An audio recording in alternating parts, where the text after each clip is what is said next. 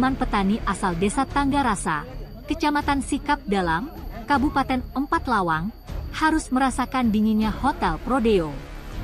Murdiman dijebloskan ke dalam sel tahanan Polres Empat Lawang setelah di dalam kebunnya didapati petugas 2 paket narkotika jenis sabu yang dibungkus plastik klip besar seberat 9,69 gram, 24 paket sabu dibungkus plastik klip kecil dengan berat bruto 3,42 gram, dan 1 timbangan.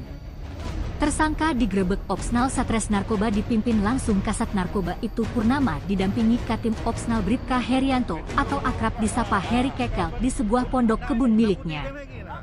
Kasat mengatakan, pengerebekan setelah pihaknya mendapatkan informasi dari warga jika di Desa Tanggarasa, Kecamatan Sikap Dalam, Kabupaten Empat Lawang, sering adanya transaksi jual beli narkoba. Menindaklanjuti laporan masyarakat, Satres Narkoba melakukan penyelidikan. Alhasil dalam penyelidikan itu benar adanya, sehingga polisi langsung melakukan pengerebekan dan penangkapan kepada pelaku. Sementara itu Murdiman mengaku, baru kurang lebih 2 bulan mengedarkan narkoba jenis sabu karena terdesak kebutuhan ekonomi.